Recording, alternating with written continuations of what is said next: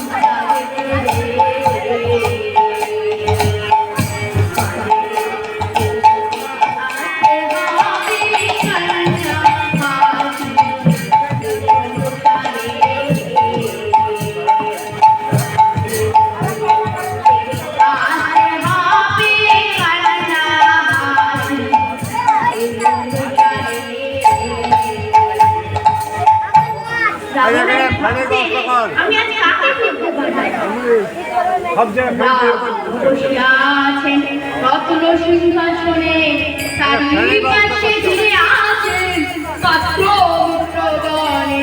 রাবণ বসিয়া আছেন রত্ন সিংহাসনে, চারিপাশে ঘিরে আছেন পাত্র মিত্রগণে। রাবণ ভাবছে আমি আজ কাকে দিতে পাঠাই, যাকেই দিতে পাঠাই সেই বিবাহ হয়। মহামন্ত্রী সারণ, তুমি কি কাউকে খুঁজে পাচ্ছ? যাকে আমি মহামতি সারনাথ বলছে, না মহারাজ, আমি তো আর কাউকে খুঁজে পাচ্ছি না। রাবণ বলছে, তাহলে আর কেন? তাহলে আর কেন? সারণ, তাহলে আমি যুদ্ধে যাব। আমার শেষ পুত্র মুনি রাবণ, তাকেও যে আমি বুদ্ধি হারিয়েছি, তাহলে আজ আমি যুদ্ধে যাব। নয়া রাবণ, আমি আজ যুদ্ধে যাব। সারথি, রথ সাজাও, আমি এখানে যুদ্ধে যাব। সারথি তখন রথ সাজিয়েছে। এবার রাবণ যুদ্ধের বেশ করে যুদ্ধ সাজা সেজে রথে উঠে যুদ্ধে যাচ্ছে। ভৈরবী নাদের বড় জুয়া ঘর,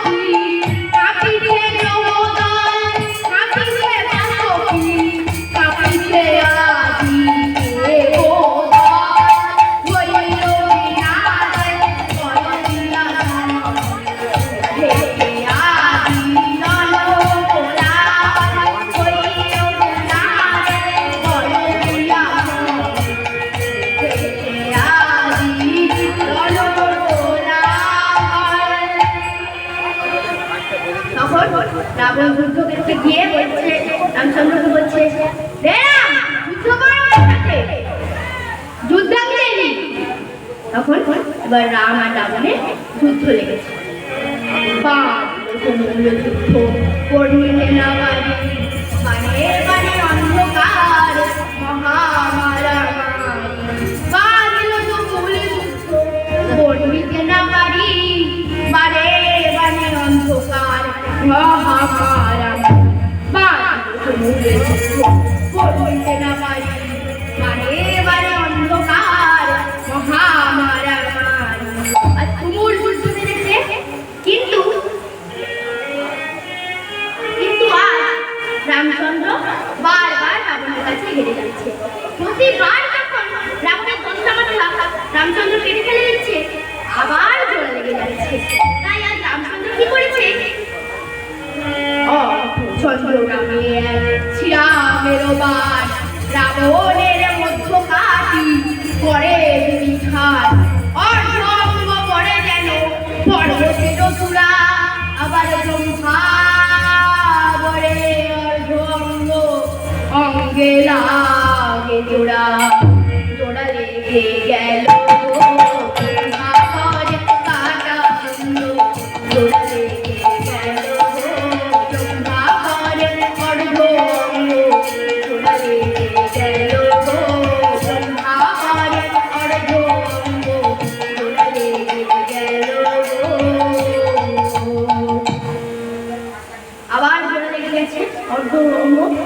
তাই আজ রামচন্দ্র ভাবছে, আমি রাবণকে কি করে হারাবো?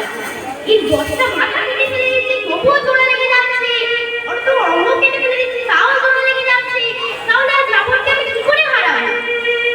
তখন রামচন্দ্র হারছে ঠিকই, রাবণ জিতছে ঠিকই, কিন্তু রাবণের শরীরে যে রক্তক্ষরণ হচ্ছে, তাই আস্তে আস্তে রাবণ রথের উপর অজ্ঞান হয়ে পড়ে গিয়ে রক্তভূমি করতে লাগলেন।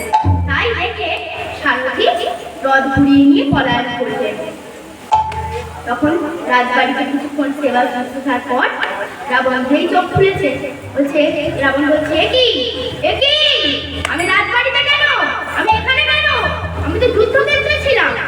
সারথি বলছে, মহারাজ আপনি রথের উপর অজ্ঞান হয়ে পড়ে গিয়ে রক্ত বমি করছিলেন, তাই দেখে আমি আপনাকে নিয়ে পলায়ন করেছি। তখন রাবণ বলছে, না না সারথি, তুমি এ ঠিক কাজ করনি, তুমি এ ঠিক কাজ করনি। আমি আবারও যুদ্ধে যাব, তবে যুদ্ধে যাওয়ার আগে আমার মাকে একবার বলে নিত কেন সে বেটি আমায় আজ এই যুদ্ধে হারালো।